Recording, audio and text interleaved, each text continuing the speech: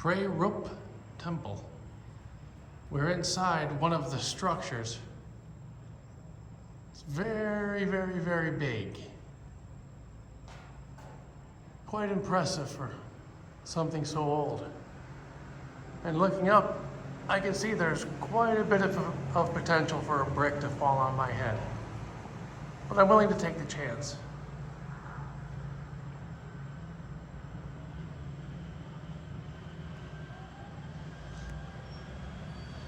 Inside where I'm standing would have been the base of one of the great gods, where the statue once stood.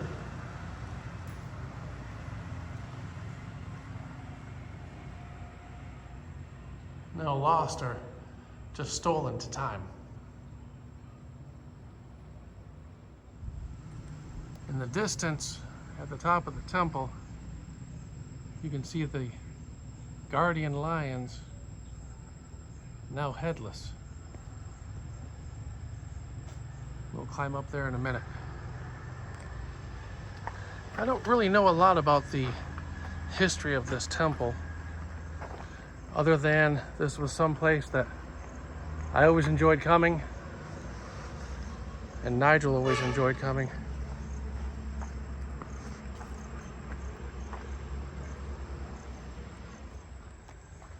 Walking through here, I wonder what this walkway looked like a long time ago, with the roof overhead,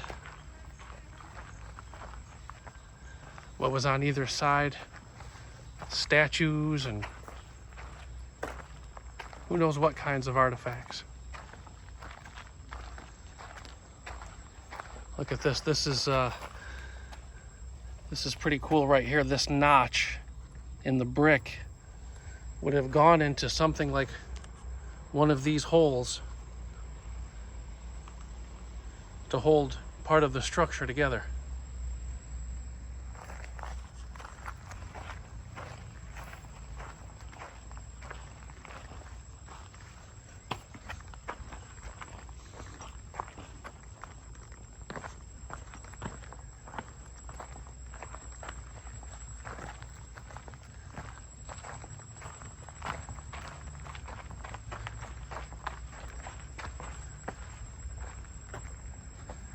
They've got some sort of support beams over here to keep the wall from falling.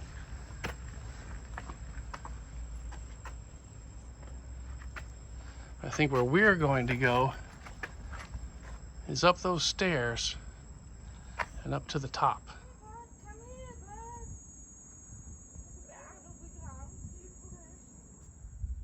We have the ability to walk up on the more ancient stairs if we want to, but seeing that I'm a 50-year-old man, I think I'll take the tourist stairs. And we're almost at the very top of Puom.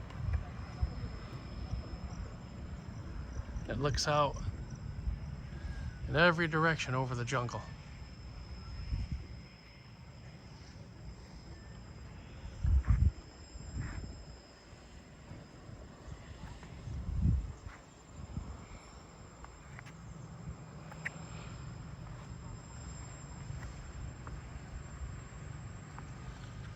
If we look here, the very, very, very top spire, I'm guessing would only have been reserved for use of the king or queen. And now it's only reserved for the use of archaeologists. And back inside one of the spires at the top, you could see where the statues of the gods would have been. And it looks like some people are still burning incense to venerate someone. And it looks like that block back there is man-made or newly made. I wonder how tall this statue was. How far up it actually went. And again, the danger of falling bricks is real.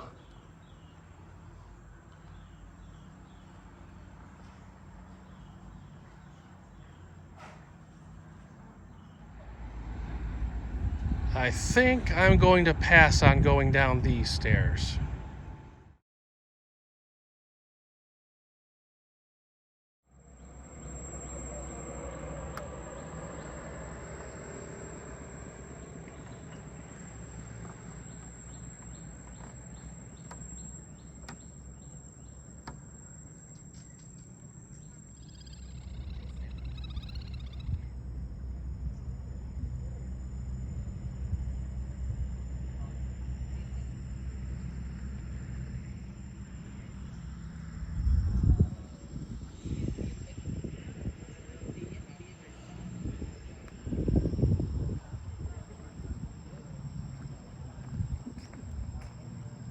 At the end of this bridge, Puom Temple.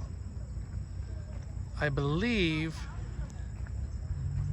if I remember correctly, that this was where the ancient kingdom's apothecary was, where the drugstore is, where they kept all the herbs or they stored the herbs and medicines, and it was a hospital as well.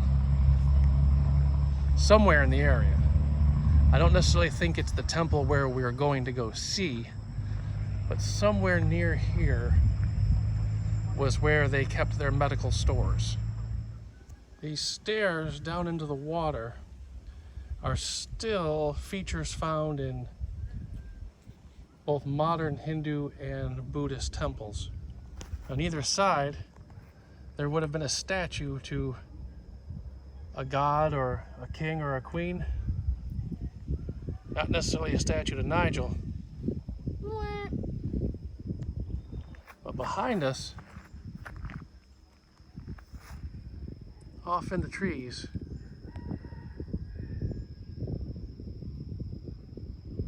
that's really where we want to go. I think I'm as impressed with the scenery walking up to the temple. I actually am the temple itself.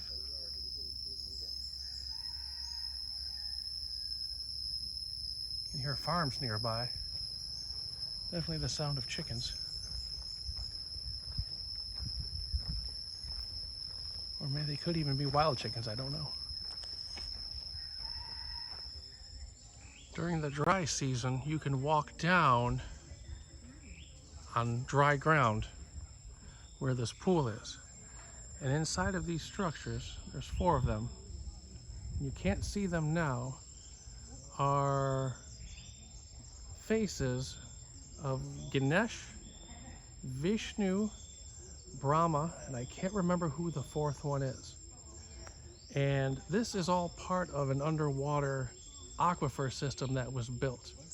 And during the rainy season, the water comes out of the mouths, or in Ganesh's case, the trunk, and fills up this pool right here.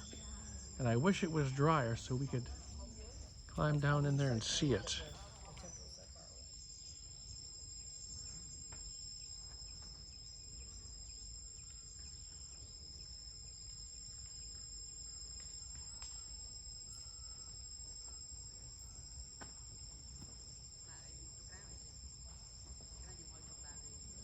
Unfortunately, right now, we can't get any closer. You can even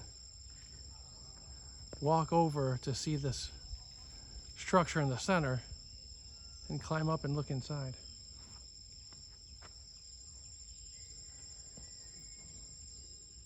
There's also 4 of these structures, one at every corner. And the one on the way in to the complex has seems like it's a little more active. There's an altar of some sort inside with some candles and incense burning, but it looks like someone is also venerating something still over here. The flowers don't look that not fresh. And inside, not a whole lot to see other than a little sunlight coming through the ceiling. And there is something over here. Maybe that's a little altar inside there. Little spots like these, I think, are really interesting. Here's the one I spoke about that was still a little more actively in use. Maybe some local spirits that are being prayed to for protection, or enough rain or not so much rain.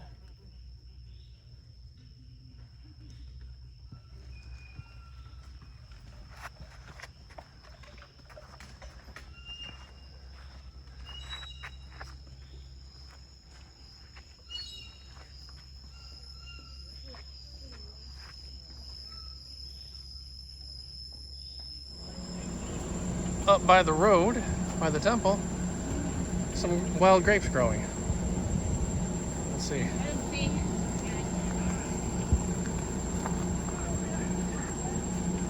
Sour. But never eaten a wild grape before. These are the grape flowers. I've never seen this before. How cool is that?